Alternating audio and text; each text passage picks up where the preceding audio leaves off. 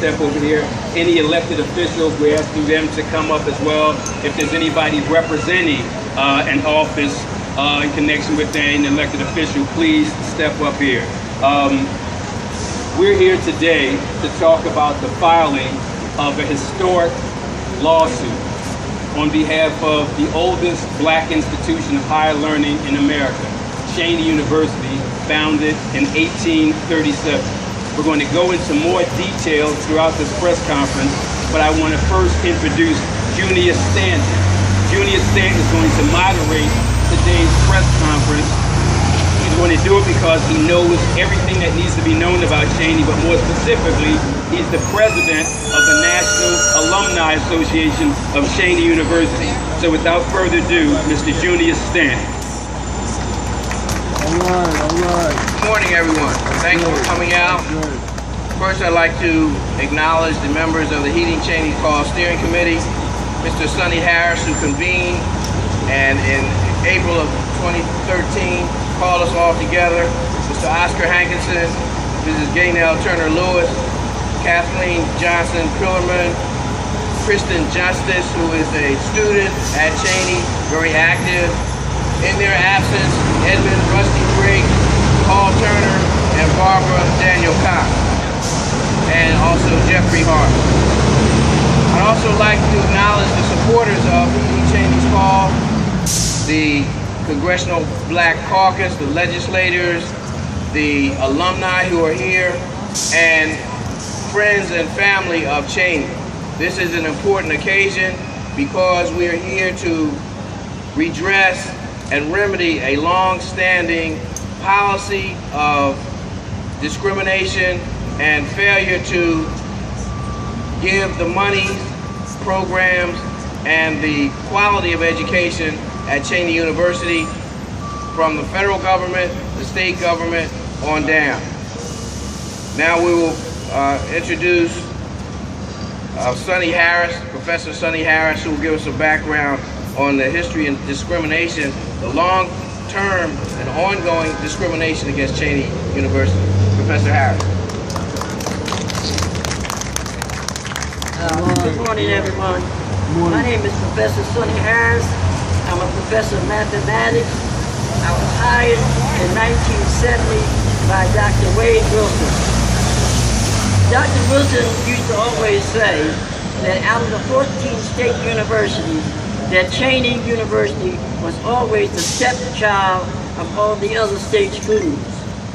Cheyney has been discriminated against by the state system, PASHE, and all the officials at the state system since 1970. In 1980, under the leadership of attorney Roland Atkins, we filed a federal lawsuit in federal court. Roland Atkins also filed a lawsuit with the United States Department of Education. At that time, about 1981, we won $15.2 million, and the United States Department of Justice was supposed to arrange an agreement with the state of Pennsylvania for infrastructure for Cheyney, for buildings, for academic programs, and etc. Pennsylvania did not live up to its obligations. Now there are 14 state universities in Pennsylvania. Cheyney University has been discriminated for over 30 years in this system of higher education under the leadership of the state system, and presently under the governor of Pennsylvania today. Cheyney has received 2 new buildings in the last 30 years. Wow. All the other state schools have continuously received new buildings every year or every 2 years. Cheyney has only received 1 new academic program in 7 years. All the other 13 universities in Pennsylvania have received 5, 6, 7 new academic programs at their university. Because of the lack of new academic programs, Cheyney's enrollment has gone down from 3,000 to 1,000 students. Now, you can't run a university with 1,000 students.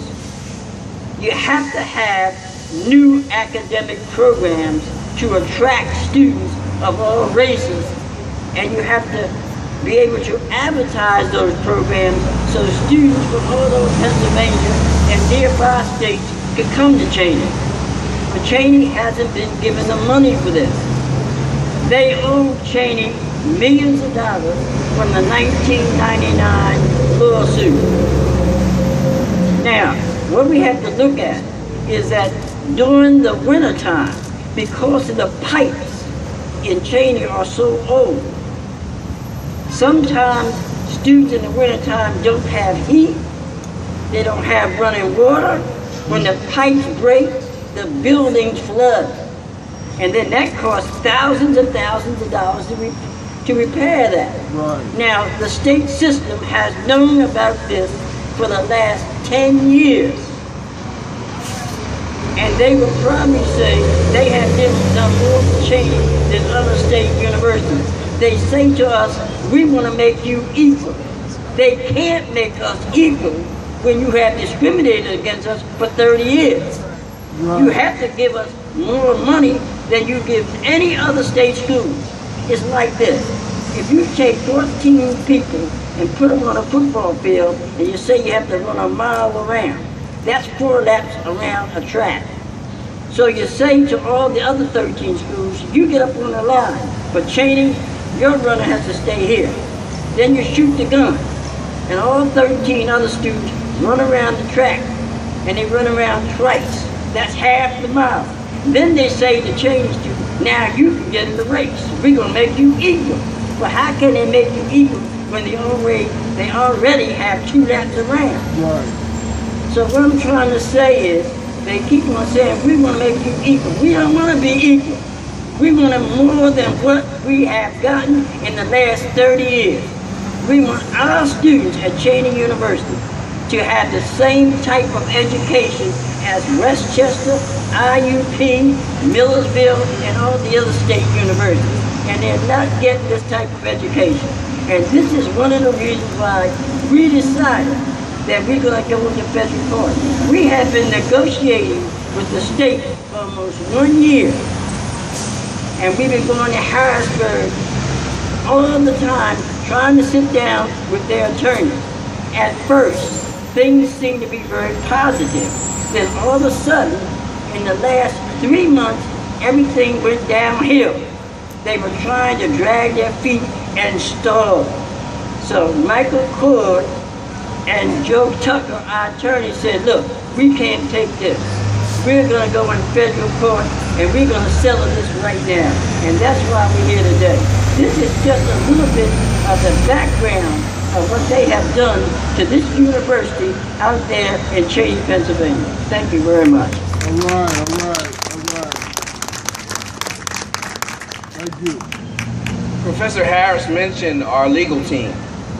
We have assembled an outstanding legal team. Attorney Joe Tucker is our lead attorney. He is the principal of the largest African-American law firm on the East Coast. He specializes in civil rights and educational law. Of course, we have Michael Cord, who's an activist and an attorney. And they are also buttressed by Pace McConkey, who's a civil rights attorney in Maryland, Dr. Earl Richardson, who is the past president of Morgan State University, and that team has prepared the filings for today. And at this time, we're going to turn the mic over to Joe Tucker and Michael Cord. All right. Thank you very much, Junior. So we're going to keep this thing moving. First thing I want to say is that there is a updated press release that we issued late last night, early this morning. So we're going to make sure that everybody from the media gets that, because it explains a little more about the litigation. So I'm going to be talking here with you for about 2-3 more minutes, and I've stepped to the side, and anybody from the media who wants a copy of the updated and revised press release, I'll get a copy to you. I'm just going to talk for a few minutes about what got us to where we are. It's as simple as this. Cheyney University, an all-time great institution, now has an all-time low student enrollment and an all-time high budget deficit. Let me repeat that. Cheyney University, an all-time great institution, currently has an all-time low student enrollment and an all-time high budget deficit. What's the cause of that? Well, the cause of that is racial discrimination, unequal treatment, inequitable treatment. And let me just read a bit of the press release, because it goes exactly to the point that I want to make. The current plight of Cheyney University follows decades of racial discrimination by the Commonwealth. For example, in 1969, the Commonwealth was officially found by the precursor to the U.S. Department of Education to have been one of only 10 states still operating a discriminatory system of education. In 1980, a successful discrimination lawsuit was filed against the Commonwealth by Cheyney University students, faculty, and staff. 3 years later, in 1983, the Commonwealth finally, for the first time ever, submitted to the U.S. Department of Education's Office for Civil Rights, that's OCR, an assurance deemed acceptable by the federal government after several necessary rejections to adhere to an anti-discrimination plan. What does that mean? That means that up until 1983, the Commonwealth of Pennsylvania couldn't come up with a plan that was deemed acceptable by the federal government to stop discrimination. Think about that. That's a powerful indictment. That's 1983. In 1999, the Commonwealth signed an agreement at the insistence of OCR to resolve then unresolved and still unresolved issues regarding Cheyney University in connection with Title VI of the Civil Rights Act of 1964 and the Equal Protection Clause of the 14th Amendment to the U.S. Constitution. Accordingly, in order to save and enhance historic Cheyney University by pursuing what we're calling parity through equity. That's what it's all about, parity through equity. Heeding Cheyney's call is filing suit to end the discrimination, and also, among other goals, to expand the mission of Cheyney University, to enhance existing academic programs, to acquire new high-demand academic programs, to provide for adequate resources, including, but not limited to, increased funding, improved facilities, state-of-the-art equipment, effective recruiting, and experienced marketing. In addition, seeking to reform PASHE, that's Pennsylvania State System of Higher Education policies, and ultimately, and this is very important, to implement judicial oversight necessary to ensure compliance. That's why we're here. I also want to mention that what got us here is our negotiation team. And if you want to talk about an all-star, superstar negotiation team, you're talking about people like Dr. Earl Richardson. Dr. Earl Richardson was the president of Morgan State University for 26 years. He's the go-to expert nationwide in regard to discrimination against historically black colleges and universities. Well, we didn't stop there. We have Pace McConkey. Pace McConkey is one of the top civil rights lawyers in the country dealing with discrimination against historically black colleges and universities. And by the way, Pace McConkey is the executive director of something called the Robert M. Bell Center for Civil Rights. In addition, on that negotiation team, we have Professor Sonny Harris, you heard from him, Junior Stanton, you heard from him, and myself. But the other person we have is the gentleman I'm about to introduce now. He's a modest young man.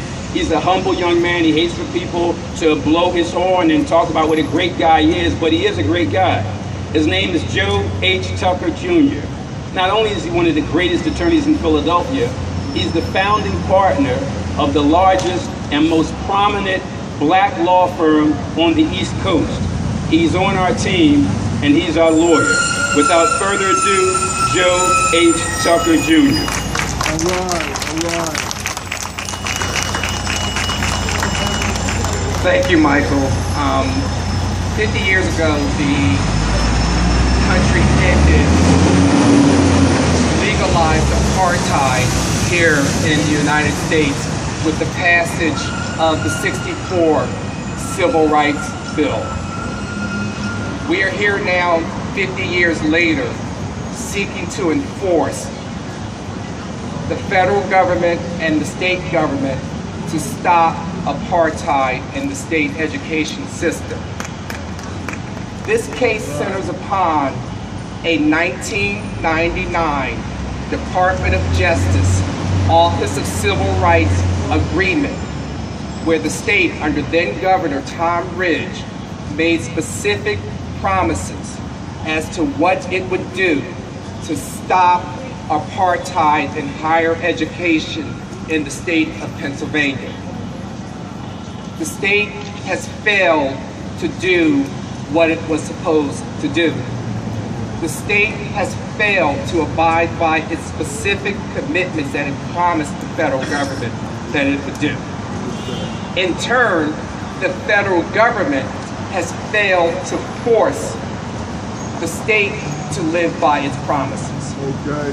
This lawsuit is not just against the state of Pennsylvania. This lawsuit is also against the federal government and Arne Duncan, the Secretary for the Department of Education, seeking to do no more than to do what they promised they would do, what they said they would do. This case is not just about African American students in Pennsylvania. This case is about the citizens of the state of Pennsylvania. Because when one of us suffers, all of us suffer. When we allow our tax dollars to further live up to the apartheid that existed before 1964, we're not just bringing down African Americans, we're bringing down the entire state.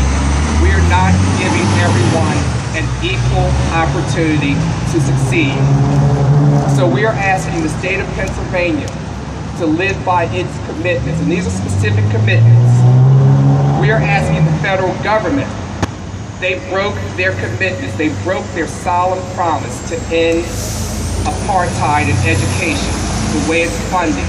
They promised, and Cheyney was a specific beneficiary of those promises made by the federal government. We seek now to come to make the state and the federal government fulfill its promises. Thank you. All right. Thank you. All right. We would not be here without the staunch support of people like Representative Roebuck, Janie Blackwell, Representative Brown. We're going to let them talk and explain their role in this process, and we are indebted to them for their support, for their encouragement, and for them standing with us. Oftentimes when you take unpopular stands, you look around and no one is with you. They have been with us from the very beginning. So please, we're going to speak, let Representative Roebuck speak first, Ms. Brown, and then Janie Blackwell. Give them a round of applause, please. All right. Thank you very much. I am privileged to stand here today in support of Cheyney University. The issue to me is very simple. Do what is right. We have an obligation as elected officials in this state to support Cheyney, to give to every student who chooses to go to Cheyney the same opportunity we give to students who go to any other state university in Pennsylvania. That we have not done. We need to correct that right now. We need to energize the effort to ensure that Cheyney has the courses, the materials, the financial foundation upon which they can build. Understand, Cheyney has been and still is and can be a great university. Cheyney has produced the core of the teaching profession in the African American community in this state. And that is something that is important and that needs to go forward. But Cheyney also needs to broaden and have the opportunity to broaden its opportunity, offer opportunity to those who want it. And that is a personal challenge that I accept as an elected official, to stand with Cheyney, to stand with this team of attorneys as we fight to do what is right, as we fight to ensure that this Commonwealth does what it is supposed to do. That is my commitment, and I promise you, I will not waver in that commitment. Thank you. Thank you. All right. All right. Good morning. I'm State Representative Vanessa Lowry Brown, and I'm also the chair of the Pennsylvania Legislative Black Caucus. First and foremost, I'd like to thank Michael Cord and Heeding Cheyney's Call Coalition for inviting me here today to not only make my individual voice heard, but to also amplify the voices of all the students, families, and faculty of Cheyney University that have continued to be adversely affected by the Commonwealth's inaction. Secondly, I'd like to commend the Heeding Cheyney's Call Coalition for staying aggressive and resolute on this issue. Far too often, due to government's vast and unlimited degree of resources, both individuals and entities alike outside of government are forced to unwillingly concede or give up their fight altogether. However, much like the story of David and Goliath, I have no doubt that the metaphorical slingshot and stone possessed by Heeding Cheyney's Call Coalition will ultimately prevail. Despite all of the smoke and mirrors surrounding this critical issue, what it really boils down to is that the current state of affairs and funding formula governing the PASHE, while effective for most PASHE schools, are clearly not providing to be effective for all PASHE schools, namely Cheyney University. With this blatant fact at our disposal, it is ultimately shameful for our Commonwealth to take satisfaction in amassing a higher education record of 13-1. There is a total of 14 PASHE schools.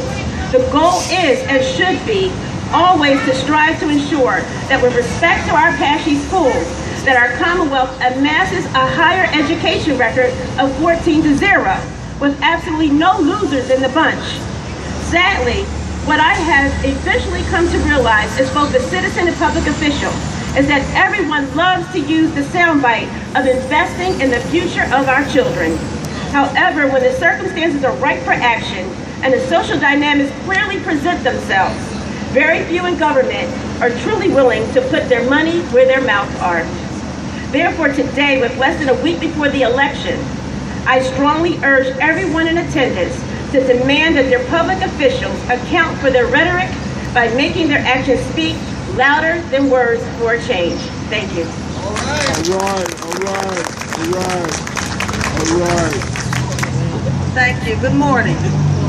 Let me first, as always, thank God for the privilege of being here with all of you.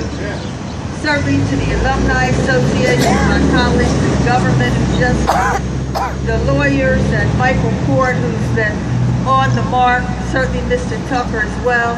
We are grateful for your leadership in this area and happy to follow you in our decisions.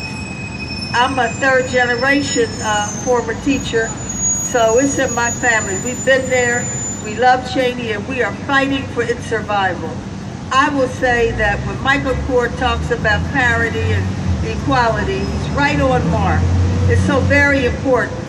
And so many people advocate for programs. I was at USP and saw the president sign an MOU with Cheyney University to create scientific programs. There are at least 3 that Cheyney and the University of Sciences could share. So we have advocates, we have people who are fighting for these programs. So that is not where the problem is. The problem isn't with the advocates, the problem isn't what we can do.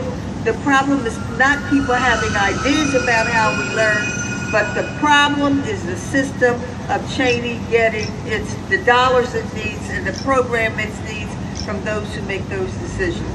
So we are happy to be here. We're happy to support the call, and we pledge to always be here for Cheyney University. God bless you all. Thank you.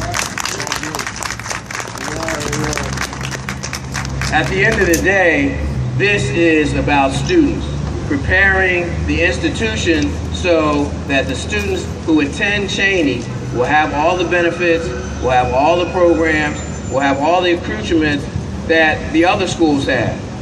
We're going to now turn the microphone over to Kristen Justice, who is a student. She was former student member of the Council of Trustees.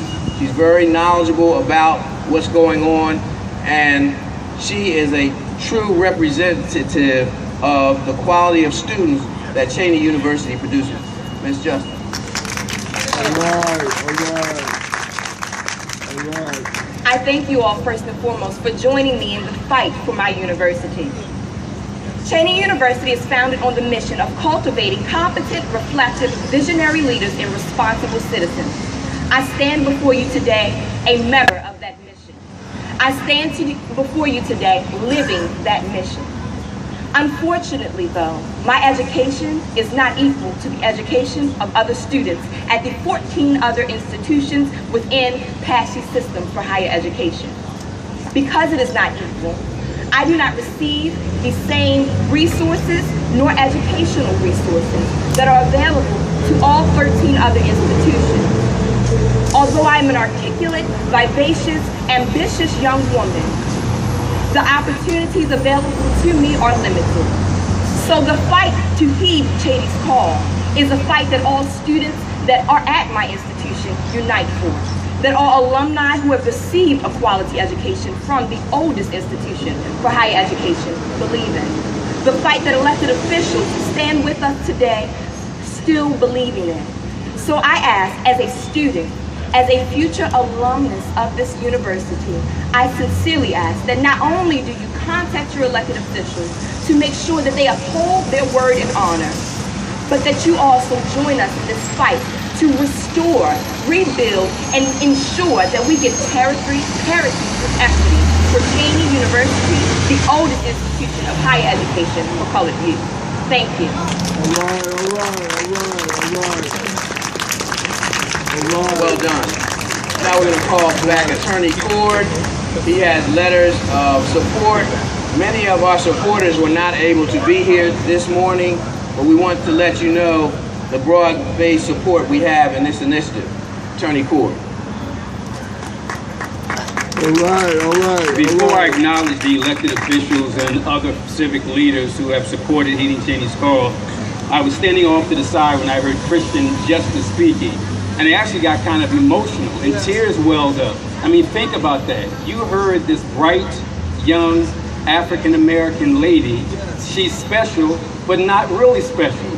There are Christians in North Philly, in West Philly, in South Philly, in Detroit, in Compton, all over the place.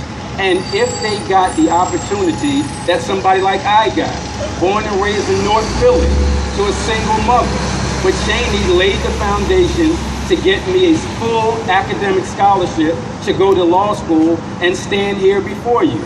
That wouldn't have happened at, no disrespect, but Temple or Penn or Pitt.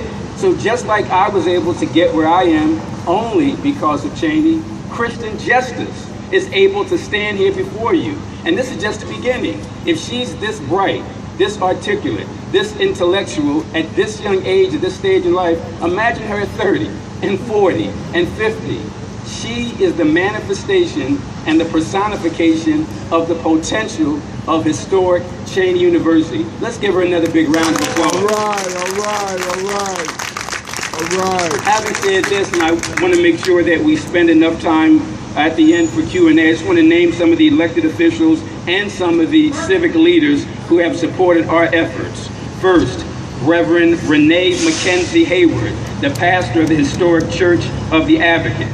Second, Reverend Mark Tyler of Mother Bethel AME Church. In addition, President of the Black Clergy of Philadelphia and vicinity, Terrence D. Griffin.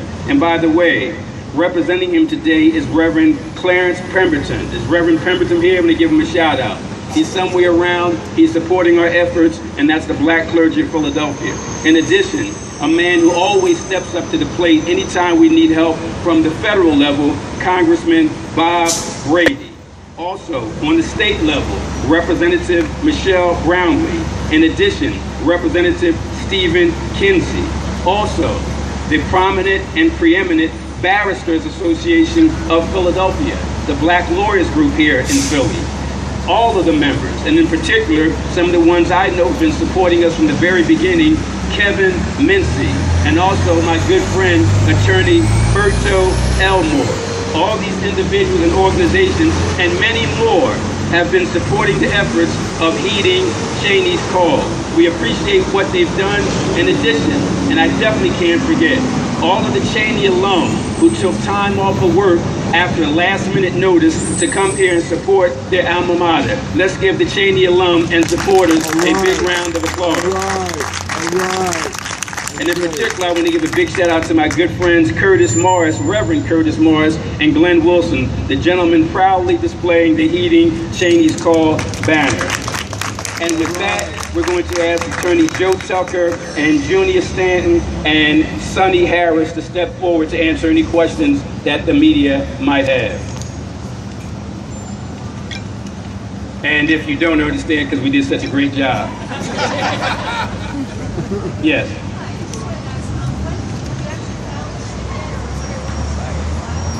As soon as we stop talking.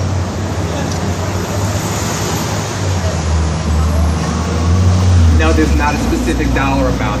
This is asking for equitable relief and to enforce the promises in the 1999 commitment that the state made with the Department of Education. What happened was OCR came in because, as Mr. Ford has talked about, Pennsylvania was one of 10 states in the entire country to have found to have been in violation of the law as it related to higher education and existing discrimination. And as of 1999, unbeknownst to all of us, because we live in this great bastion of liberalism and Quakerism here in Pennsylvania, we were actually living in a second-class educational state for Pennsylvania. Governor Tom Ridge, a Republican governor, his administration agreed to make certain, they agreed to do certain things for Cheyney University, which are outlined in the 1999 commitment. So all we're asking the federal government to do is to make the state live by its promises. All we're asking the state to do is take us away from Brown v. Board of Education. That's all we're asking. This isn't something revolutionary. This is not something extraordinary. This is just something very simple. Let's stop apartheid in education.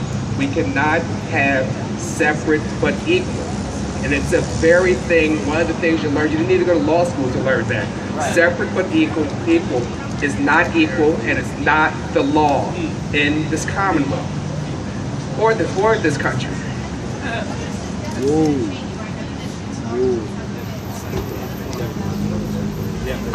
I don't know the exact number. I approximated being close to 22 million. And let me be clear, Cheyney is controlled by the state, and the defendants who are also sued in this are the Board of Governors, who control the operations. They appoint Cheyney's president. They run Cheyney State University. So there's an expectation that they will point to Cheyney and say, you did this wrong, you did that wrong, you did this wrong. But who's picking the pickers? That's the inherent problem that we expect. Right. Again, this isn't that much. We're not asking that much. Just do what you said you're going to do. And I have two quick questions. First, what has been the state's argument for why? So what has been the state's argument for why Cheyney has received less funds? What has been their argument? Yeah. You would think that they wouldn't have to make that argument. They have put. Let me say this. They have. One of the issues is what's called duplication of programs. And I'm going to give this to you very simple. I'm going to take you to rural Mississippi, 1935. They have a white high school and they have a black high school. They both offer English at the white high school and the black high school.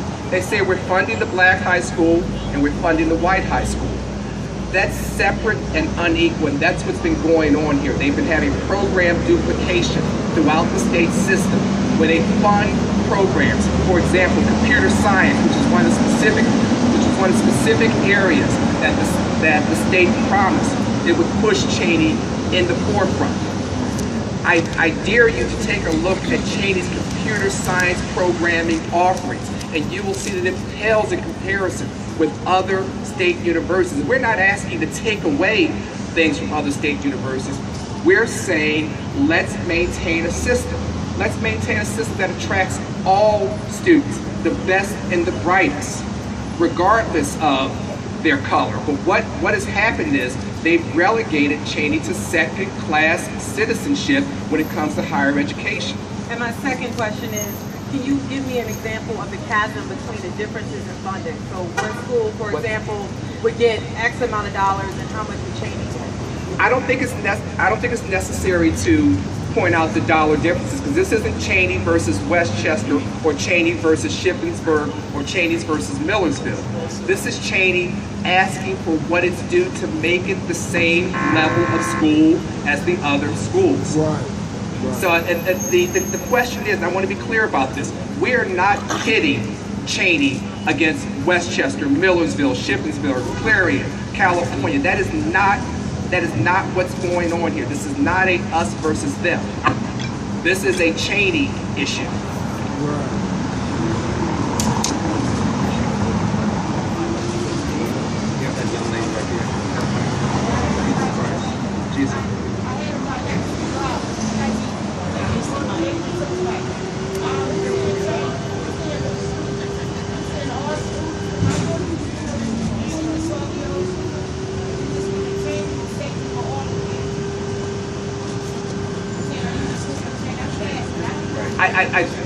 I think if I'm understanding your question, I'm going to probably reframe it. What we want to make sure is that your 12-year-old daughter has an opportunity to attend the best school possible. And in that running, we want to make sure Cheyney is at the same level as the other state universities. We want to make sure that when we start the race, that when there's advertisement for the state universities, when employers come to the state universities, when there are program offerings at the universities, they need to be equal at Cheyney. There needs to be programmatic changes in the state system, and there needs to be parity. And that's what this is about. It's about giving your daughter an opportunity, because she may be here in Philadelphia, that there are area state universities that she can go to, an area state university like Cheyney State University, which gives her a full and equal opportunity as the federal government has said it has, as the Constitution guarantees us.